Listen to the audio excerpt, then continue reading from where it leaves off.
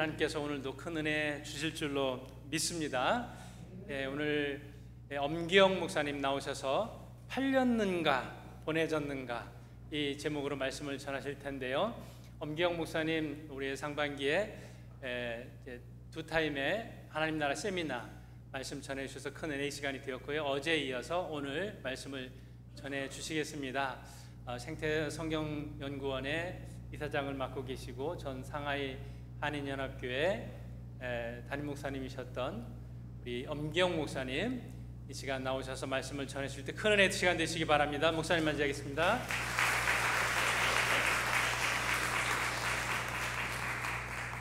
할렐루야. 복된 주일 이 마닐라 땅에서 여러분과 함께 예배할 수 있도록 이끄신 주님을 찬양하고요. 또 우리의 예배를 통해서 주님만이 높임 받으시고 또 이 예배를 통해서 오늘도 우리에게 흡족한 은혜를 주시는 귀한 축복이 여러분 가운데 또 마닐라 한인 감리교회 가운데 가득 넘치시기를 주님의 이름으로 축원드립니다. 여러분 창세기부터 요한계시록까지 성경은 뭘 말한다고 생각하십니까? 창세기부터 요한계시록까지 성경의 주제가 뭘까요? 창세기부터 요한계시록까지를 언약의 관점, 카비넌트, 언약이라고 하는 관점으로 창세기부터 요한계시록까지를 관통하고 있는 한 문장이 있습니다. 그게 뭐냐면 나는 너희 하나님 되고 너희는 나의 백성이 되리라. 이걸 신약에서는 나는 너희의 아버지가 되고 너희는 나의 아들이 되리라. 이 아들은 생물학적 남자 여자를 말하는 것이 아니라 하나님의 나라를 상속받는 후사로서 아들이라고 표현하고 있어요. 그러니까 우리 자매님들도 성경에서는 뭘로 표현돼요? 아들로 표현되는 거예요. 나는 너희 하나님 되고 너희는 내 백성이 되리라. 나는 너희 아버지가 되고 너희는 나의 아들이 되리라. 그래서 하나님 그분이 우리의 왕이시다. 나는 너의 하나님이시고 너희는 나의 백성이다. 근데 그분이 우리와 영원히 함께 하신다. 임마누엘. 근데 그 임마누엘로 우리와 함께 하시는 그 하나님은 왕이시다. 하늘과 땅을 창조하신 왕이시다. 이게 성경의 주제인 거예요. 우리는 임마누엘 그러면 왠지 마음이 기쁨이 있잖아요. 그래 어렵고 힘들어도 하나님은 나와 함께 하셔. 그런데 우리가 뭘 잊어버리기 쉬우냐? 왕이 함께 한다라는 걸 잊어버리는 거예요. 그냥 함께 도우시고 지켜주신다 이 감사만을 자꾸 생각하는데 왕이 함께 하시는구나. 하늘과 땅을 창조하시고 역사를 주관하시는 하나님 왕이 나와 함께 한다. 그렇다면 그 왕 앞에서 나는 어떻게 해야 되지? 그의 통치, 다스림 앞에 순종해야 되는구나. 이걸 이제 우리가 신앙생활이라고 이야기하는 거거든요. 그리고 그분의 뜻이 내 삶 가운데 이루어져야 되는구나. 왕이 나와 함께 하시는 거예요. 그래서 왕이 여러분의 이 필리핀 생활에 여러분의 가정과 일터 가운데 이 마닐라 감리교회 가운데 함께하고 계신 줄 믿습니다. 그렇다면 하나님의 통치가 하나님의 왕권이 교회와 가정과 일터 가운데 드러나야 돼. 하늘에서 하나님의 뜻이 이루어지는 것처럼 우리의 삶 가운데 그분의 뜻이 드러나야 되는 거예요. 그래서 여러분 우리의 구원을 골로새서 1장 13, 14절에서 이렇게 표현해요. 그가 우리를 흑암의 권세에서 건져내사 그의 사랑의 아들의 나라로 옮기셨으니 그 아들 안에서 우리가 속량 곧 죄사함을 얻었도다 이렇게 이야기하는데요. 여러분 주 예수를 믿으라 그리하면 너와 내 집이 구원을 얻으리라. 굉장히 많이 들어본 성경 구절이죠. 구원이라는 말에 비슷한 낱말이 뭐죠? 구조한다, 구출한다. 그러니까 주 예수를 믿으라 그러면 너와 내 집이 구출되리라, 구조되리라는 말이죠. 주 예수를 믿으라 그러면 너와 내 집이 구출되리라, 구조되리라. 그럼 어디로부터 구출되냐? 흑암의 권세. 하나님을 하나님으로 여기지 아니하고 내가 하나님 노릇하고 내가 왕 노릇하고 내 육체와 마음이 원하는 대로 살아갔던 나의 죄에 대한 그 죄로 인한 흑암의 권세, 사망의 권세, 죄의 저주와 사망, 권세, 이 죄의 저주와 형벌의 권세로부터 건져내는 거예요. 건져내는 거예요. 구조 구출해서 하나님의 사랑의 아들 예수가 왕이 되어 다스리는 나라로 옮겨진 것을 구원받았다, 죄사함 받았다. 그런데 속량 예수님의 핏값이 지불되어 우리를 죄사하여 구원하셨다. 이걸 구원이라고 이야기하는 거예요. 그러니까 여러분, 우리가 신앙생활한다 이 말은 그렇게 하나님의 아들의 나라로 옮겨져 그분의 다스림 통치를 받으며 살아가는 것을 우리가 신앙생활한다 이야기하는 거거든요. 근데 우리가 하나님을 왕이다 라고 할 때 그 왕이라는 말 속에 내재된 게 뭐냐? 여러분, 대통령, 그러면 대통령은 또 위정자들은 국민을 책임져야 되는, 국민의 신변을 보호해야 되는 위정자로서의 역할들이 있는 것처럼 인간의 위정자들은 때로는 그런 역할로 국민의 세금을 통해서 월급을 받으며 살아가지만 사실 그렇게 국민의 신변을 책임질 능력은 인간에게 없는 것이죠. 그러나 그 역할을 제대로 못할 때 이게 나랍니까? 이게 국민들로부터 터져 나오는 말이죠.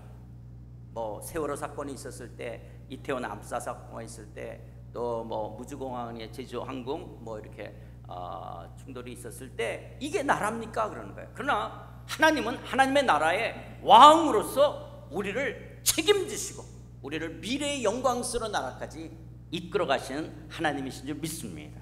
그래서 여러분, 우리가 하나님을 왕이다 이 말 속에 든든함이 있는 거예요. 하나님의 공의와 정의로 나를 이끌어 가시는 하나님. 세상 나라처럼 불의하로 악함으로 그렇게 이끌어 가시는 것이 아니라 내 인생을 공의와 정의로 다스리고 하나님의 사랑과 은혜로 나를 이끌어 가실 그 왕, 그 하나님. 그러면서 그 왕이신 하나님은 우리의 인생을 그렇게 공의와 정의로 사랑과 은혜로 이끌어 가시는데 당신의 주권적 섭리로 우리를 이끌어 가신다는 거예요. 하나님의 주권적 섭리, 이게 굉장히 중요한 말이죠. 하나님의 주권적 섭리 가운데 우리의 삶을 이끌어 가세요. 여러분, 하나님은 에덴 동산에서 인간을 창조하실 때서부터 하나님의 주권적 섭리가 인간 가운데 나타나는 거예요. 하나님이, 여호와 하나님이 아담을, 그 사람을 이끌어 에덴 동산에 두어 그것을 경작하며 지키게 하시고, 여러분, 아담이 어떻게 해서 에덴 동산에 살게 되어졌어요? 하나님이 아담을 이끌어 에덴 동산에 두신 거예요. 그래서 에덴 동산에 살게 된 거예요. 하나님이 이끌어야 돼요.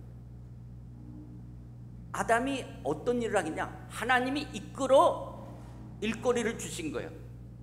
각 생물의 이름을 부르게 하는, 이름을 지어 부르게 하는. 그래서 아담의 일 하나님이 이끌어 오신 거예요. 아담이 어떻게 하와와 살게 됐어요? 하나님이 이끌어 하와를 아담에게 오게 하신 거죠. 아담에게로 하와를 이끌어 오신 거예요. 그래서 하와와 살게 된 거예요. 심지어 아브라함을 갈대아 우르에서부터 이끌어 가나안 땅으로 오게 하신 거고, 우리의 구원도 하나님이 이끌어 예수님에게 나올 수 있도록, 아버지께서 이끌지 않으면 아무도 내게 올 수 없다라고 말씀하시는 거죠. 그러니까 여러분, 사실은 우리 인간의 모든 삶은 하나님의 주권적 섭리 가운데 이끌림을 받고 있는 거예요. 그분의 주권적 섭리 가운데 있다라고 하는 거예요. 그런데 우리가 그런 하나님의 주권적 섭리 가운데 있다라고 생각을 하게 되어지면 우리가 오해하는 것이 뭐냐? 그러면 우리 인생의 삶이라고 하는 것은 마치 로봇 같은 기계적 존재인가? 내 의지와 결정권이 없는, 우리 생각과 의지가 무시되어진 다 짜놓은 각본대로 움직이는 게 그럼 기독교인의 삶인가? 다 하나님의 주권적 섭리로 내가 어디서 사는지, 그리고 무슨 일을 하며 살아가는지, 내가 누구와 사는지, 내가 어떤 삶 속에 일어나는 이 모든 게 다 하나님의 그런 주권적 섭리 가운데 있다라고 하는 거냐. 여러분, 사실 이런 주권적 섭리 속에서요, 우리가 조금만 생각해도 인정하지 않을 수가 없는 게, 여러분, 우리가 어떻게 한국 사람으로 태어났어요? 필리핀에서 태어나신 분, 필리핀이 국적이신 분도 계시죠? 이분들은 왜 필리핀에서 태어났어요? 혹시 하나님 앞에 나 필리핀에서 태어나게 해달라고, 한국에서 태어나게 해달라고 국적을 내가 선택하거나 요구한 적이 있습니까? 부모를 우리가 선택했어요. 저는 엄씨예요. 저희 부모님이 엄씨일 거 아니에요. 저희 아버님이 함경도 분이셨어요. 제가 어렸을 때 들었던 말 중에 하나가 종갓나 새끼. 이 종갓나 새끼, 종갓나 새끼라는 뜻이 종도 별 볼 일 없을 거 아니야. 종이니까. 근데 종이 갓 낳은 새끼예요. 그러니까 얼마나 별 볼 일 없어요. 종도 별 볼 일 없는데 종이 갓 낳은 새끼. 그러니까 우리 아버지는 종이고 나는 갓 낳은 새끼. 이 종갓나 새끼야. 숙제했니? 밥 먹었니? 이렇게 종나. 그 아버지를 제가 선택하지 않았어요.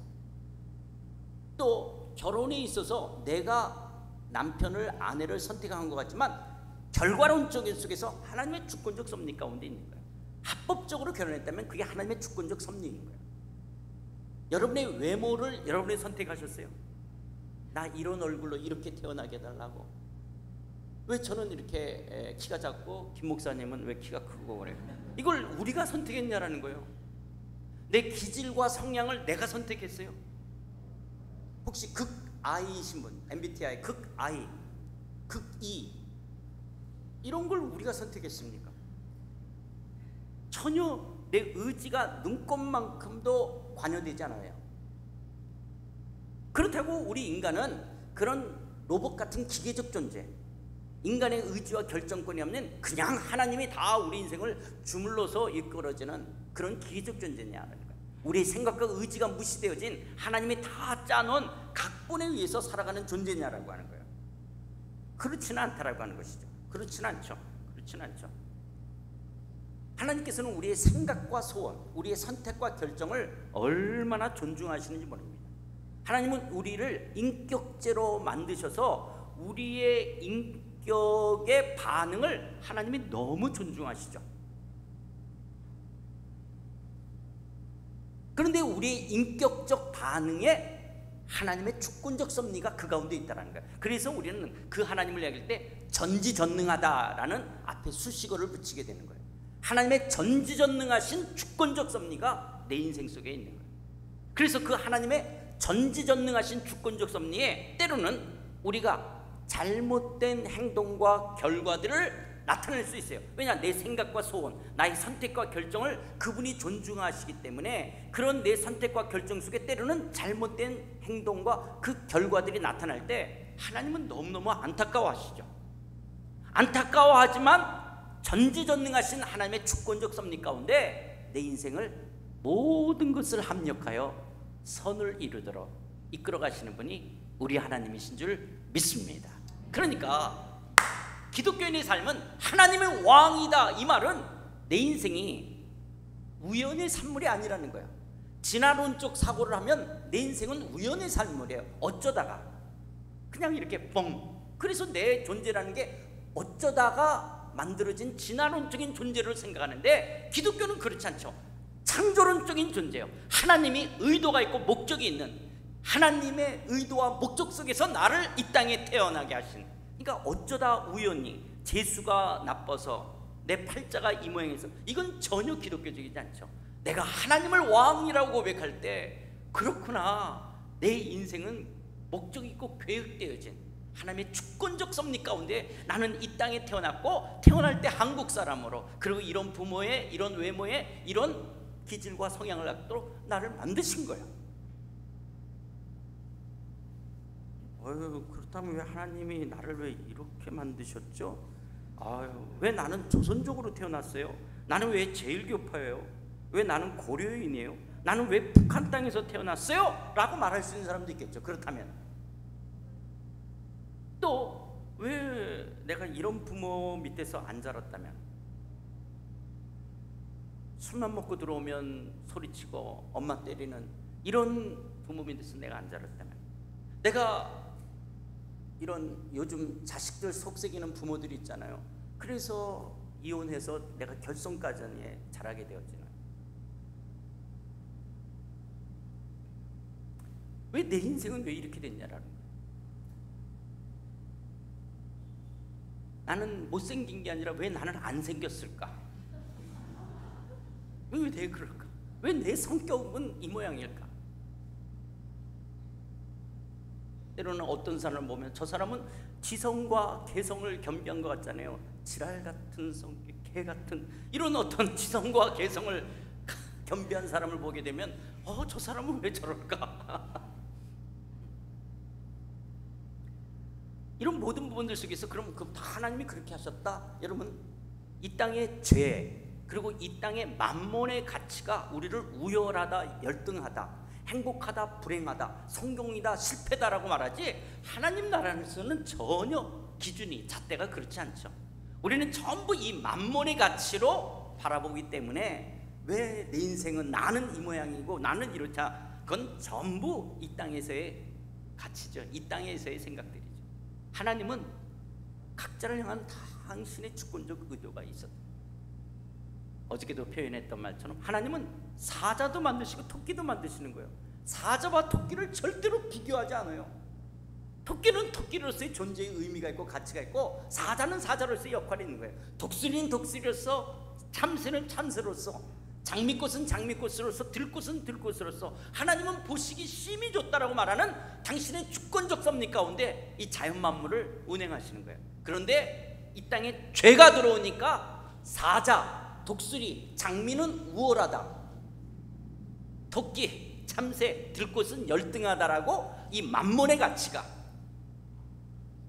이 죄로 인한 이 세상의 힘의 논리가 이걸 열등하다라고 여기는 것이지, 전혀 하나님은 그렇지 않은 거예요. 우리가 마치 산을 바라보면서 전체로 보며 너무 아름답다 그러는 것이잖아요. 하나님은 우리를, 인간을 전체로, 공동체로 바라보시면서 심히 보시기 좋았다라고 말씀하셨는데, 죄가 들어오니까 왜 내 인생은, 나는 왜 이렇게 생각하게 되어지는 거죠. 이런 힘의 논리 속에서 자기를 바라보기 때문에 그런 거예요. 그래서 그리스도인들은 우연히 어쩌다 내가 팔자가, 운명이 이렇게 체념하며 살아가는 게 아니에요. 재수가 없다 보니, 이건 기독교인들의 고백이 아니죠. 우리는 하나님의 주권적 섭리 가운데 있다라고. 참새 2마리가 한 앗사르에 팔리지 않느냐? 그러나 너희 아버지께서 허락지 아니하시면 그 하나도 땅에 떨어지지 않는다는 거예요. 그렇다고 그러면 여러분, 세월호를 하나님이 물에다가 침몰시켰어요. 하나님이 이태원 참사 사건을 일으켰습니까? 여러분, 이태원에 전도하러 갔다가 어려움을 당하는 형제가 있어요. 전도하러 간 거예요. 놀러 간 게 아니고 전도하러 갔다가. 그걸 하나님이 그러면 그런 일을 했습니까? 우리 인생의 크고 작은 여러 가지 아픔들, 원치 않는 고통들 하나님이 우리에게 한 거 아니죠. 하나님은 우리를 시험하시는 분이 아니죠. 그러나 하나님의 전지전능하심 앞에 허용되어졌다, 이게 어려운 말이죠. 하나님이 했다라는 말이 아니라, 하나님은 전지전능하시기 때문에 아시지만은 그것이 허용되어졌다라고 표현되어져 있는 것이지만, 하나님이 했다라는 말은 전혀 아닌 거예요. 그러나 인생의 모든 것은 전지전능하신 그 하나님의 안에서 이루어지는 것들이에요. 이 세상의 모든 죄악, 그러니까 하나님이 우리를 죄를 짓게 하고, 하나님이 이런 죄로 인한 결과의 아픔들을 그분이 주시는 분은 절대 아닌 것이죠. 그런데 그 전지전능하신 하나님의 주권적 섭리 속에서 그 왕 되신 우리 하나님은 선하시고, 그리고 좋으신 그 하나님은 모든 것을 합력하여 궁극적으로 선을 이루시겠다라고 하는 거예요. 하나님 나라의 백성이라면, 하나님의 영광스러운 자녀라면 모든 것을 합력하여 궁극적으로 선을 이루신다라고 하는 거예요.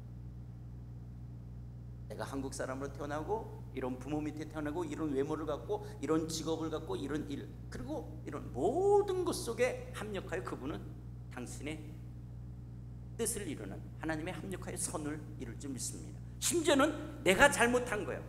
내가 실수한 거예요. 나의 어리석음이었어요. 내가 지은 죄예요. 근데 그것조차도 합력하여 선을 이루신다는 거예요. 저는 이렇게 등치가 크지 않았기 때문에 일진들이 저를 자기 편으로 넣어주지도 않았고, 또 들어가겠다라고 해도 받아주지도 않았을 거고, 그러니까 저는 이렇게 그냥 또 성격도 그렇고, 그래서 그냥 집, 교회, 학교 요거밖에 모르는 거예요. 그래서 그냥 요렇게 자랐어요. 그냥 요렇게. 그러니까 제가 회개 기도한다 그럴 때 그렇게 그냥 그런 것이 내가 무슨 그런 그런 환경들에 노출이 되질 않았댔어요. 그러면서 제가 신학교를 갔고 목사가 되어 있었기 때문에 제 경험의 폭이 그냥 이렇게 정말 일반적인 그냥 집, 교회, 학교 그러면서 이렇게 쭉 자라다가 중고등학교 때 뭐 다 교회에서 믿음이 있다. 아유 아무개 집사님 아들은 어떻게 저렇게 다 이런 칭찬 받으면서 그래서 또 얌전히 신학교 갔고 신학교 와서 이렇게 쭉 해서 이렇게 해서 목사 되고 그리고 제가 이제 일본에 선교사로 갔는데요. 일본 세슈 그리스도 교회라는 일본인 교회 와사다 대학 앞에 있는 그 교회의 대학부 사역자로서 선교사로 사역을 하게 되어졌어요. 그래서 저는 이제 일본 사람들을 대상으로 하는 거예요. 일본 그 대학생들을 선교하기를 원했는 건데 어떻게 이제 연구를 되다가 일본 대사관 성경 공부를 했어요. 도쿄에서. 그래서 그때 대사가 공로명, 나중에 우리나라 외무부 장관도 했죠. 그 부인 권사님이 이제 신앙이 좋으시고 그러면서 이제 대사, 공사, 영사 또 도쿄에 와 있는 뭐 대한항공점 법인장 뭐 이런 기관장 뭐 이렇게 해서 그분들 성경 공부가 이루어졌댔어요. 그래서 성경 공부를 하는데 어느 날 이제 그리고 시간이 한 뭐 1년 뭐 어느 날 저희 일본인 교회에 어떤 여성분들이 한 3, 40대로 보이는 분이 찾아오셨어요. 목사님, 시간 되시면 좀 뵐 수 있으면 좋겠다는 거예요. 그래서 이제 평일날 약속을 했어요. 약속 장소를 갖고 이제 이렇게 오시라고 수고하셨다고 뭐 드시겠냐고 커피 주문 끝나자마자 이분들이 딱 이 말을 했어요. 목사님, 우리 술집 하는 여자들입니다. 목사님 대사관 성경 공부한다는 소리를 들었습니다. 우리 같은 사람들에게도 성경을 가르쳐 줄 수 있으세요? 그런데 제가 우리 같은이라는 말에 이게 무슨 말씀이시냐고 예 그냥 대답을 했어요. 왜냐하면 우리 같은 여자들, 우리 같은 저는요 제 인생에 일본에서 그 언니들을 안 만났다면 저는 제 신앙에 너무나 많은 부분을 잃어버렸을 거예요. 아니 몰랐겠죠. 저는 제 인생에 그 언니들과 함께 할 때 예수님이 창기와 세리들의 친구라는 말을 그래도 좀 더 느낄 수 있었고 그들 가운데 그 하나님의 손길과 하나님의 자비하심과 그분의 긍휼하심이 얼마나 놀라운 것이고 그 하나님이 그분들의 인생 속에서 그들의 삶을 바꿔가시고 또 영광 받아가시는 것들을 보면서 때로는 이게 바리새인과 서기관들 물론 대사관 그분 여성분들이 바리새인이고 서기관은 아니겠지만은 때로는 주님을 안다는 귀부인들과 때로는 손가락질 당할 수 있는 이런 부분들 속에서 정말 기독교라는 게 뭐지? 우리가 하나님 앞에 쓴다라는 것이 뭐지? 정말 많은 것들을 저한테 가르쳐줬고 제 인생에 너무나 많은 변화들을 줬던 거예요. 한 부분이 그거예요. 모든 것을 합력하여 선을 이루신다. 모든 것을 합력. 심지어 제가 살면서 지은 죄 때문에 제 죄 때문에 느끼는 좌절과 절망감이 그래 나는 예수님의 십자가 없이는 정말 저는 쓸 수가 없구나. 나는 완전 구제불능이구나. 나의 절망과 좌절 속에 그 십자가의 사랑이라는 것이 얼마나 놀라운 것인지 마치 빚을 많이 탕감받은 사람이 탕감해 준 사람에 의해서 고마움이 더 큰 것처럼 나 같은 죄인을 그래서 옛날에 그 부흥사님들이 제가 어릴 때도 그 부흥사님들이 강대상에서 막 욕하듯이 나 같은 쌍놈을 쌍놈이 속죄 안 받아서 자기를 쌍놈이 그렇구나. 저분들 안에 나 같은 쌍놈을 나 같은 쌍시옷 이응 니은요 니은을 구원하셨던 그 주님의 구속의 십자가 사랑을 정말 나 같은 이 좌절과 절망 속에 정말 나는 조금 더 내 안에 의의가 있다라고 말할 수 없는 겉으로는 고상한 것 같고 겉으로는 나이스한 것 같고 내가 뭔가 아는 지식인 것 같고 내가 그렇지만 내 내면에 그래서 예수님이 이 회칠한 무덤이라고 겉은 하얗게 보이지만 속에는 구더기가 구글구글한 이 회칠한 무덤이라고 이야기했던 것처럼 그런 내 안에 예수님 아니면 쓸 수가 없는 것들이죠. 그분이 우리의 죄까지도 합력하여 선을 이루어 가신다는 거예요. 이렇게 하나님의 주권적 섭리 속에서 자기 인생을 바라봤던 사람이 있어요. 그분이 바로 요셉이에요. 요셉은 애굽에 팔려왔어요. 형들에 의해서. 그리고 보디발 장군 집에서 노예 생활, 종 생활을 하다가 가정 총무로서 보디발 장군 집을 섬기게 되어지죠. 그러다가 억울하게, 정말 억울하게 감옥에 갇히게 되어졌어요. 그러다가 바로의 꿈을 풀어주는 것을 통해서 애굽에, 그때 당시 그 강대국 애굽의 국무총리가 되어집니다. 근데 바로가 꾼 꿈의 내용이 뭐냐? 7년 동안은 애굽에 큰 풍년이 드는 거예요.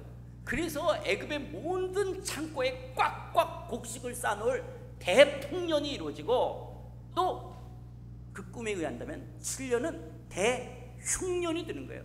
정말 살면서 이런 기근이 있을까 할 정도의 대흉년과 기근에 있는 거예요. 그래서 7년 동안 그 풍년 속에서 국무총리 하면서 그 모든 곡식들을 잘 창고에 저장을 해냈어요.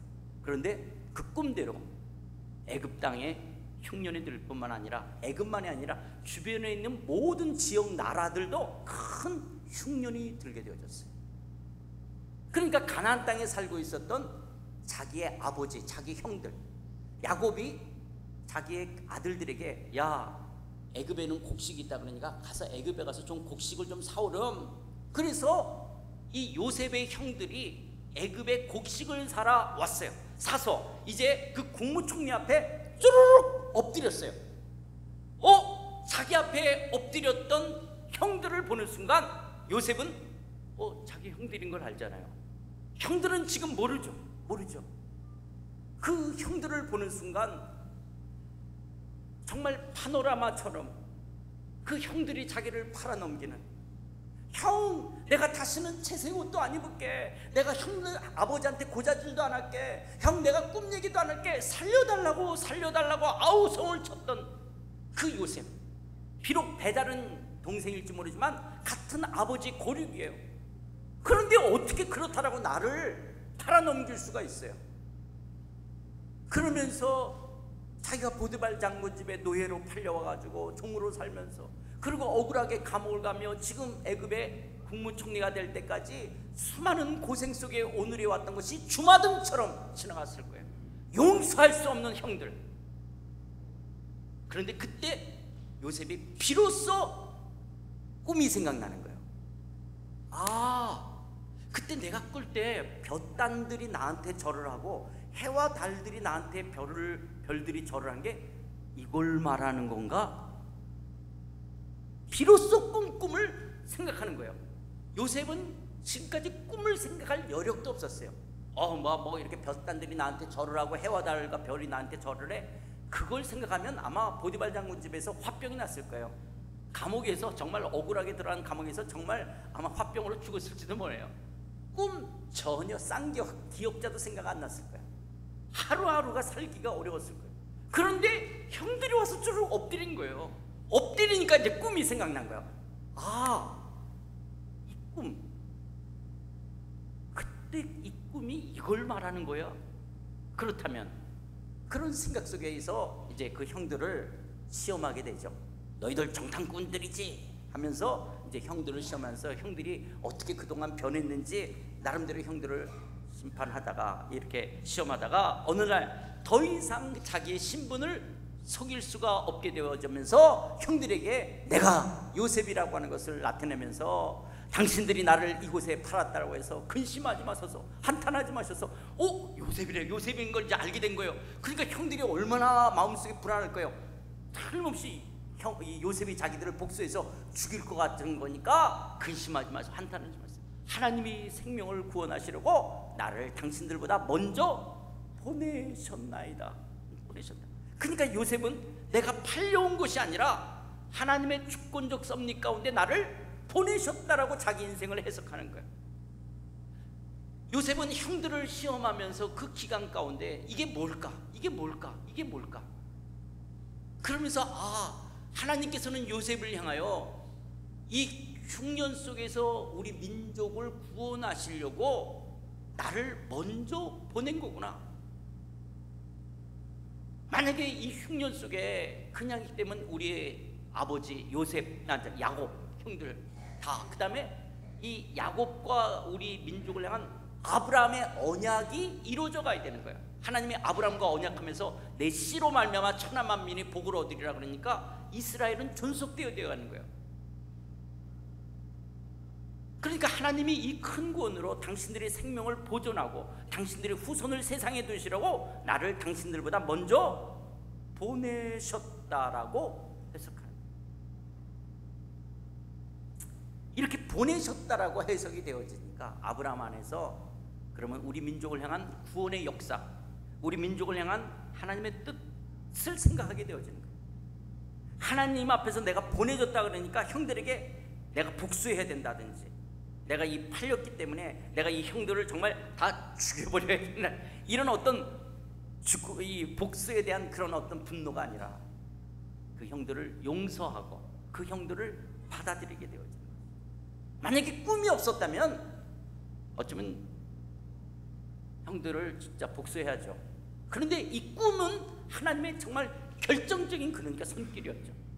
여러분, 요셉의 꿈은 오늘날 우리가 말하는 비전, 이상, 이게 아니죠. 그냥 요셉이 자다가 하고 코 골고 자다가 꾸어진 꿈이지, 이야 남자로 태어나서 내가 뭔가 이상을 꿈고 내 인생의 비전, 나는 이런 인생을 살아갈 거야, 이런 거 아니고 그냥 자다가 꾸어진 꿈이에요. 그 자다가 꾸어진 꿈은 요셉이 형들을 복수하지 않도록, 요셉이 형들을 죽이지 않도록 하기 위한 하나님의 놀라우신 손길이었죠. 그 꿈 때문에 형들을 살릴 수 있고 그 꿈 때문에 자기의 인생을 해석하게 되어지는 거야. 아, 하나님이 이 흉년 속에 우리 민족을 구원하시려고 나를 먼저 보내셨구나. 그러면서 요셉은 자기 인생의 주어를 하나님으로 삼아요. 내가 내 인생의 주어가 아니라 하나님이 내 인생의 주어고 나는 목적어구나. 마치 우리 조금 전에 7절에서도 이야기했던 것처럼 하나님이 당신들보다 먼저 나를 보내신 거예요. 하나님이 당신들이 아니요, 당신들이 그러니까 나를 애굽으로 보내는 당신들이 아니요, 하나님이 나를 바로에게 아버지로 삼으시고 그 온 집의 주로 삼고 애굽의 온 황제로 삼으셨다라고 했습니다. 하나님. 우리는 우리 인생을 하나님 나라 백성 그리스도인으로 살면서 내가 내 인생의 주어가 누구냐라는 거예요. 하나님이 내 인생의 주어인가? 내가 내 인생의 주어인가? 하나님이 내 인생의 목적어인가? 내가 목적어냐라는 거예요. 이걸 뭐 지금 이 시간 뭐 로드십에 대해서 그리스도의 주되심 이걸 이야기할 건 아니지만 사실 우리는 때로는 자꾸 내가 내 인생의 주어가 되려고 그러죠. 그리고 하나님을 끌어들이는 거죠. 하나님을 목적으로 사용하려고 그러는 거죠. 이게 미성숙함인데 우리가 철이 들어가면 부모를 인정하는 거죠. 아, 그 왕 되신 하나님을 인정하게 될 때 그분이 내 인생의 주어고 내가 목적어잖아요. 저는 고향에 을지로 삼가요. 을지로 삼가에 살고 저는 막내였기 때문에 굉장히 편식이 심했어요. 저는 선교사로 나갈 수가 없는 사람이에요. 왜냐하면 너무 편식이 심하고 이런 타문화에 잘 적응을 못하는 사람이었어요. 제가 그때 당시 이제 연대, 의대, 치대, 간호대 그 의치간 모임 성역 공부를 인도했기 때문에 그분들하고 이제 동남아시아로 가면서 단기 선교 가면서 진짜 내가 선교사로 나가야 되나 정말 그런 거 같아요. 그 같이 갔다가 그때 당시 이제 태국 가고 인도네시아, 말레이시아 이렇게 가면서 혹시나 했는데 역시 나는 선교사가 될 수 없다라는 걸 확인했어요. 뭐 때문에 그러냐면 쌀국수에 들어가는 그 고수, 박침, 향차이 때문에 나는 진짜 뭐 견딜 수가 없는 거예요. 뭐 나는 아니구나. 그런데 같이 갔던 일행이 엄강도사님은 일본이 맞을 것 같아요. 일본 그러는 순간 닭광하고 우동이 떠올랐어요. 내가 그렇다면 내가 일본은 갈 수 있을 것 같다. 그래서 일본에 있는 어떤 선교사님한테 전화해서 관광비자로 들어가서 제가 좀 하나님의 인도를 구하고 있는데 이렇게 왔더니 그러니까 그 선교사님이 어떤 사역이냐, 제가 대학생 캠퍼스 사역이었다. 그때 이분이 무릎을 치는 거예요. 와세다 대학만 5만 명이라는 거예요. 이 와대를 향해서 캠퍼스 사역할 선교사를 보내달라고 기도했는데 기도 응답이라고 수석하자. 저는 닭광하고 우동으로부터 시작되어졌는데 무슨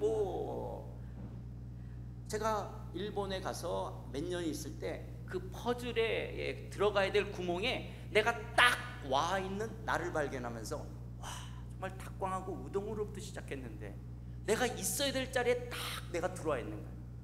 10년 하니까 이제 일본을 좀 알겠고, 아, 일본 사람들이 이래서 예수 믿기가 어렵고 일본 교회라는 게 이렇고 일본은 이렇구나. 그러는데 생각지 않게 이제 돌아가신 저기 이제 사랑의 교회 오카노 목사님이라는 분이 있어요. 그분이 연락해서 엄선교사, 엄목사, 중국 상하이의 한인교회 담임 목사로 가라는 거야. 무슨 중국에 가서 한인교회, 그때만 해도요, 중국에 가서 한인교회를 한다는 거는 정말 내 머릿속에 0.0000 정말 무슨 중국에 가서 한인교회를 해요. 그것도 지금 선교사 하다가. 그런데 옥 목사님한테, 목사님 저 고향이 을지로 삼가고요, 제가 굉장히 편식이 심했고 전 지저분한 거 잘 못 적응하고, 그리고 뭐 이렇게 말할 수 있는 관계가 아니라 네 알겠습니다, 네 나중에 보고 드리겠습니다, 이런 관계였기 때문에 그냥 상하이에 한번 가서 그 선 본다 그러는데 설교하고, 아니에요, 무슨 상하이, 무슨 중국에서 한인교를 해요. 그렇게 시작한 것이 하여튼 뭐 결과론적으로는 21년 동안 상하이에서 한인교회 목회하다가 이제 은퇴하고 나오게 된 거거든요. 내 인생의 주어가 누굴까? 내가 내 인생의 주어인가? 그분이 내 인생의 주어인가?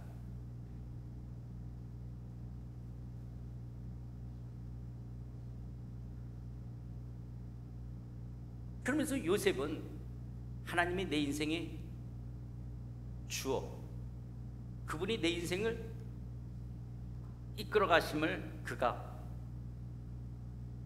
고백하는 거예요. 그러면서 요셉은 자기 인생이 팔렸다라고 해석되어지면요, 지난날 형들에 대한 그 미움과 상처, 억울하게 감옥을 가게 했던 그 보디발 장군에 대한 아내, 이런 모든 것들이 원망과 복수심으로 가득 찼을 거예요. 어떻게 내 인생에 이런 상처를, 내 인생에 어떻게 이런 아픔을 줄 수 있냐라는 거예요. 그래서 이 원치 않은 고통 속에 살았던 지난날의 생각들을 생각하면 그놈의 니은오 미움, 그놈의 니은, 하여튼 그 정말 그 미움과 상처, 생각지 않는 이 원망과 복수. 그러나 보내졌다라고 해석하니까 그들을 용서할 수 있고 지난날의 상처로부터 자유로워질 수 있고 나를 보내신 하나님의 목적과 사명이 무엇인가를 생각할 수 있게끔 되어집니다. 팔렸다라고 생각하면 용서할 수가 없는 거죠. 그 상처, 정말 쓰라린 그 미움과 상처 속에 내 인생을 살아가야 되고, 기회가 된다면 정말 어떻게 복수하고 싶은, 그러나 보내줬다라고 해석하면 여기 하나님의 뜻이 있다 그러면 용서할 수 있고 상처로부터, 그 아픔으로부터 자유로워질 수 있고, 도리어 하나님의 의도하심이 뭔지, 하나님의 목적과 사명을 생각하게 되어집니다.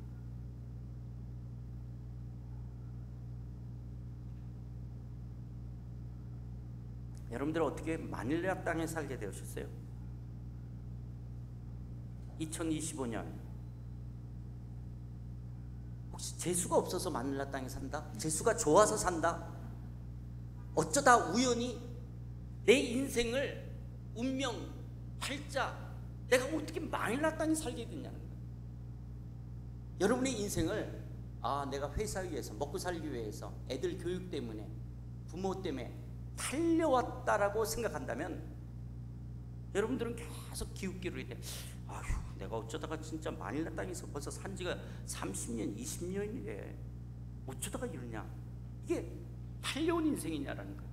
팔려와서 지난 20년, 30년, 40년 살고 있다면 여러분 안에 어떤 미움과 상처, 이 마닐라 땅에 나를 살게 했던 것들에 대해 그놈, 어떤 복수심이 있습니다. 그러나 그렇구나, 내가 자본주의에 의해 팔려서 온 것이 아닌, 이 만몬의 가치에 팔려온 것이 아닌, 누군가에 의해서 팔려온 것이 아니라 하나님 나라의 왕이신 나의 하나님, 나의 아버지 하나님의 주권적 섭리 가운데 내가 오늘 2025년 마닐라 땅에 있다. 그래서 내가 팔린 자가 아니라 보내진 자라고 한다면 나를 이 마닐라 땅에 살게 하신 하나님의 뜻이 뭔가, 목적이 뭔가를 생각하는 거예요. 우리 조금 전에 예배에 기도하실 분, 또 헌금 기도하실 분 이제 밑에서 기도하고 올라왔거든요. 그 권사님이 20년 된대요. 그래서 그 권사님한테 물어봤더니, 권사님 맞죠? 아까 그 여자분, 예, 어디 가셨죠? 아, 여기 계시는구나. 예, 예, 권사님이시죠? 아, 집사예요? 예, 예. 우리 집사님이 물어봤더니 자기가 마닐라에서 20년을 살 거라는 건 그 전에 정말 그렇겠죠. 그런데 20년, 뭐 어떤 분은 30년, 장로님 몇 년 되시세요? 그렇게 살고 있는 거예요. 그럼 내 인생이 그냥 마닐라에 그냥 이렇게 팔려온 인생이냐라는 거예요. 그래서 그냥 인생을 살다 보니까 이렇게 됐냐. 이게 기독교인들이 그렇게 자기 인생을 해석하는 것은 아니죠. 정말 하나님을 나의 아버지라고 고백한다면, 정말 그 하나님의 전지전능하심과 그분의 주권적 섭리를 믿는다면 나를 이 땅에 보내신 거죠. 보내셨다라고 할 때 벌써 우리는 생각이 달라지는 거예요. 그럼 나를 왜 만일 땅에 살게 해? 여기서 내 인생의 목적과 사명을 생각하게끔 되어지는 거예요.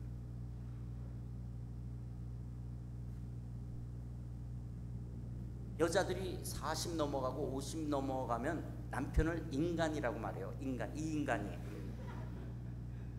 내가 어쩌다가 이 인간하고 결혼해서 시댁에 팔려왔다라고 해석하면 시어머니, 신우와의 관계는 해결되기가 어려워요.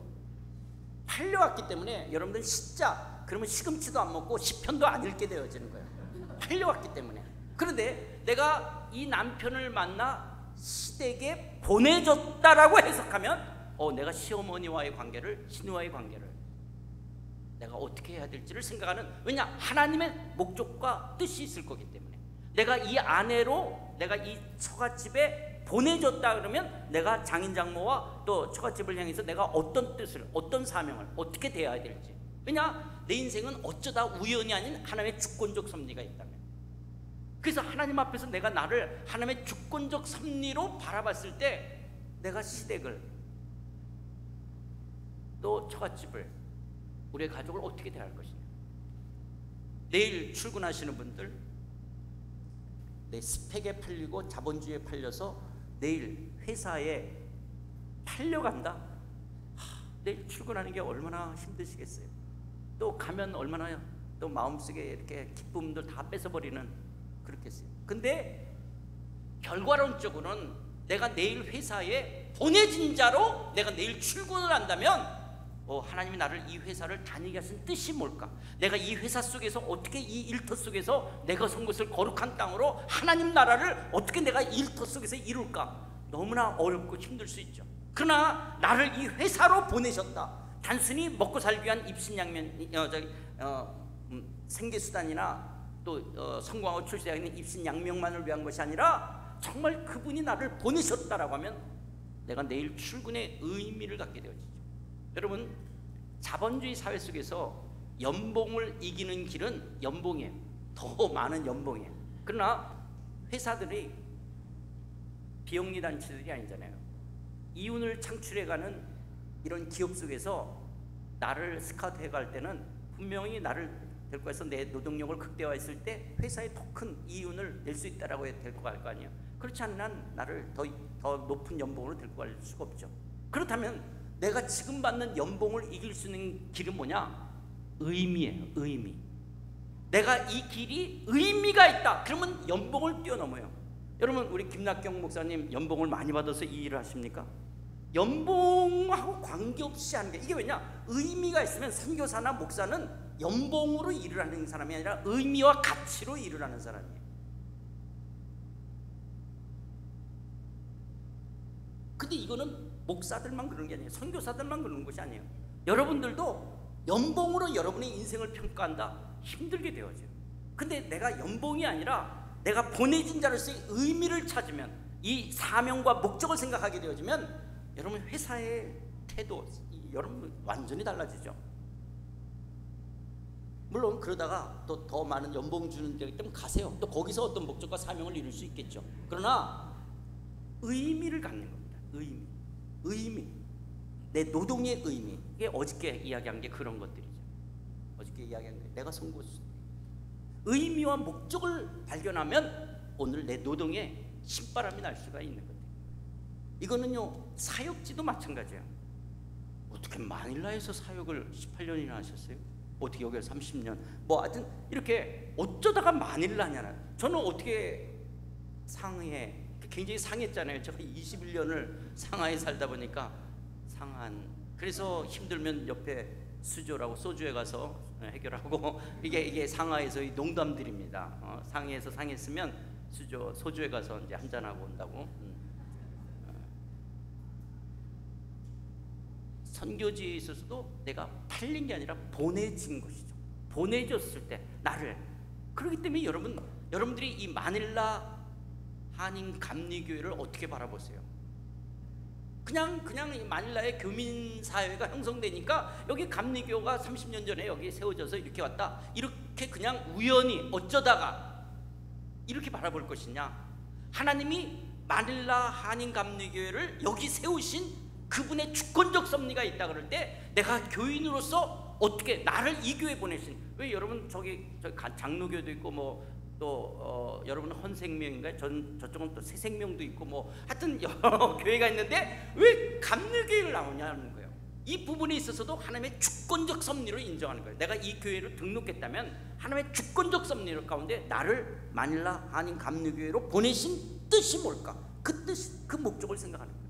사역자들 그리고 성도들. 그럴 때 하나님, 이 마닐라 한인 감리교회를 향한 하나님의 뜻이 뭡니까? 하늘에서 하나님의 뜻이 이루어지듯이 마닐라 한인 감리교회를 통해서 이루어져야 될 당신의 뜻이 뭡니까? 그 뜻을 이루어드리는 거예요. 그 뜻을 목사님과 장로님들이 같이, 그리고 온 교인들이 함께 그 뜻을 이루어드리려고 여기 살 때 여러분, 교회가 교회로서 그분의 나라가, 하나님의 나라가 이 교회를 통해서 펼쳐갈 거예요.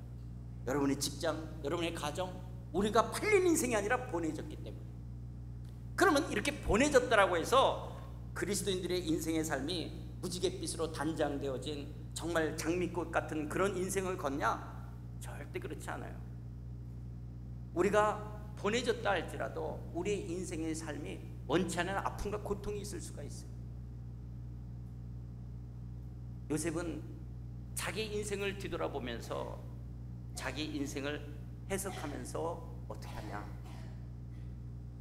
요셉이 내 꿈이 이루어졌다. 여러분, 요셉의 꿈, 요셉은 시간이 지나간 이후에, 그리고 히브리서 기자는 요셉의 믿음을 평가할 때 요 구절을 한 절로 끝내버려요. 히브리 11장의 그 많은 믿음의 사람들 속에 요셉은 어떻게 평가되냐? 믿음으로 요셉은 죽을 때 이스라엘 자손들이 떠날 것을 말하고 또 자기 뼈를 위하여 명하여. 이 말이 무슨 말이냐면, 이 모세가 요셉의 유고를 가졌으니 이는 요셉이 이스라엘 자손으로 단단히 맹세하게 하여 이르기를 하나님이 반드시 너희를 찾아오시리니 너희는 그때 내 유고를 메고 이 애굽 땅에 나를 묻지 말고 가지고 나가라는 거예요. 그 말은 요셉은 시간이 지나가면서 그 하나님의 구원의 계획 속에서 그렇구나, 이 가뭄 속에 우리 민족을 구원하시고 나를 보내셔서 국무총리가 되게 하신 이 일은, 내 인생의 꿈은 아브라함에게 하셨던 그 언약이 이루어져야 될 그 가나안 땅. 그러니까 내가 묻혀야 될 땅은 이 화려한 매장지가 있는 애굽 땅에 내가 묻혀야 될 사람이 아니라, 비록 척박한 땅이지만 하나님의 언약이 실현되어져 갈 그 땅에 내가 묻혀야 된다. 이게 요셉의 진정한 꿈인 거예요. 그러니까 여러분, 우리는 자꾸 꿈 그러면 요셉의 위치, 그 역할, 국무총리가 꿈을 이룬 것처럼 이런 상향주의적인 만몬의 가치 속에서 여러분 꿈을 가져서 국무총리가 되십시오. 여러분, 이명박 대통령, 김영삼 장로님 두 분 다 대통령 장로님인데 뭐 그 꿈이 이루어졌다고 해서 뭐가 달라졌어요? 그런 것이 우리 인생의 꿈이 아니에요. 그건 위치와 역할이에요. 하나님 나라 안에서 우리의 위치와 역할은 다양할 수가 있어요. 모든 기독교인들, 모든 교회의 꿈은 하나님의 나라예요. 반드시 예수님은 재림하실 것이고 반드시 미래적 하나님 나라가 완성될 것, 이게 우리들의 꿈인 거예요. 그 꿈을 이뤄가는 위치와 역할은 다양할 수가 있다라고 하는 거예요. 그건 우월하고 열등한 것이 아니에요. 크고 작은 것을 비교하는 것은 이 만몬의 가치지, 하나님 나라는 그렇지 않은 거예요. 모든 기독교인들, 모든 사람들, 우리의 꿈은 하나님의 나라가 완성되어질 것을 꿈꾸며 살아가는 것들이에요. 그 꿈을 이뤄가는 우리의 인생의 삶에 여전히 어려움이 있고 아픔이 있고 고통이 있는 거예요. 그런데 하나님은 우리 인생의 왕으로서 거기에 함께 하신다. 요셉과 보디발 가정 속에서 함께 하시며 그를 형통케 하시고, 억울하게 감옥에 갇혔을 때도 함께 하시며 은혜를 얻게 하시고 형통케 하신 거예요. 이것이 하나님께서는 여러분들을 이 마닐라 땅에 살며 또 여러분의 회사 생활하고 가정 생활하고 교회로 정말 마닐라 감리교회를 이루어가면서 원치 않는 아픔과 고통이 여전히 우리들에게 찾아온다는 거예요. 그러나 거기서 하나님은 우리를 떠나지 아니하시고 함께 하시는 거예요. 여러분, 요셉이 국무총리 그 강대국에서 2인자로서 어떻게 그 역할을 감당하죠? 원래 요셉의 직업이 뭡니까? 목동이었어요. 근데 자기가 안 해서 자기 형들이 주로 했어요. 그러니까 요셉은 별로 사회적 경험이 그렇게 많지가 않아요. 그랬던 요셉이 어떻게 국무총리로서 나라를 다스릴 수 있냐라는 거예요. 요셉이 보디발 집이 지금을 하면 경호실장, 대통령 비서실장 집이었죠. 그러니까 보디발 장군의 집에서 맨 처음에 종노예를 하다가 가정총무로 그 집의 살림을 돌보게 되잖아요. 여기서 요셉은 애굽의 문화와 경제를 배우게 돼요. 애굽의 문화가 있고 애굽 경제가 이렇게 돌아가는 것이구나. 이거를 보디발 장군 집에서 노예로 가정총무로 일을 하면서 그걸 배우게 돼요. 감옥에 붙잡혔어요. 억울하게. 그 감옥에서 애굽의 법률과 정치를 배워요. 그러니까 요셉이 국무총리 역할을 할 수 있었던 것은 보디발 장군 집에서 애굽의 문화를 배웠어요. 애굽의 경제를 배웠어요.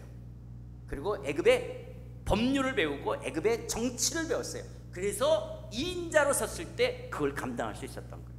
그렇다면 여러분들이 지금 어떤 사람은 보디발 장군 집에 있는 사람이 있을 거예요. 하나님은 여러분과 함께 하십니다. 거기서 여러분들을 합력하여 선을 이루고 배우게 하실 것들이 있을 거예요. 또 어떤 사람은 지금 억울하게 감옥에 갇혀 있는 사람도 있을 거예요. 거기서 하나님은 여러분을 애굽의 정치와 법률을 배우게 하시고 거기서 어떤 사귐들을 갖게 하죠. 그 만남이 결국 국무총리로 나아가는 길이 되지 않아요? 술관원장과 떡관원장들과의 만남이 그 정치가들을 만나는 것들이죠. 또 여러분들은 지금 국무총리로 있는 분도 계실 거예요. 그 어떤 것이든 하나님이 나와 함께 하신다는 거예요. 우리는 국무총리이기 때문에 더 높다. 이건 만몬의 가치인 거예요. 뭐가 됐든 여러분이 지금 있는 중에 나와 함께 하시는 그 임마누엘 되신 하나님, 그분이 함께 하시는. 혹시 여러분들이 마닐라에 살면서 하나님은 내 기도를 안 들어주신 것 같고 왜 내 인생은 여기 살까? 왠지 버려진 것처럼 원치 않은 일, 또 되어지지 않는 상황들 속에 답답하게 여러분을 바라보고 계십니까? 야곱은요, 자기 형의 장자권을 가지고 이제 외삼촌 집으로 도망갈 때 그 들녘, 외로운 들녘에 잠을 청하게 되어져요. 그 낯선 땅. 그래서 형으로부터 도망 나가는 그 야곱. 근데 그 야곱에게 하나님이 찾아오실 때 그가 아침에 일어나서 뭐라고 말하냐? 하나님이 여기에도 계신지를 내가 알지 못했다라고 말하는 거예요. 우리는요, 내 인생이 너무 힘들면 내 상황에 함께하고 계시는 걸 잊어버리게 되는 거예요. 여기에도 함께 하심을 알죠. 우리 그 모래 위에 발자국, 무명의 시가 있잖아요.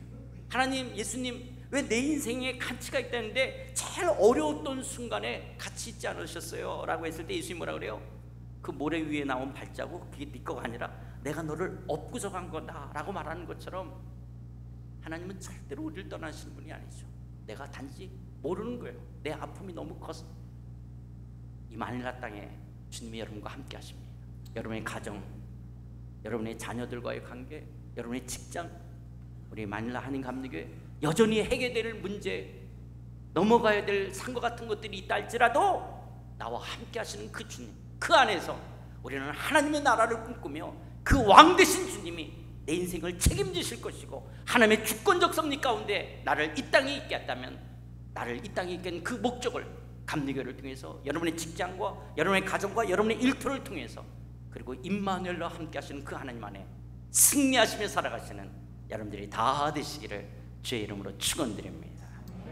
우리 찬양 하나님의 부르심에는 후회하심이 없는데, 우리 아까 찬양하시던 분들 다 마이크 잡을 수 있으면 잡으시고 한번 같이 좀 불러주실까요?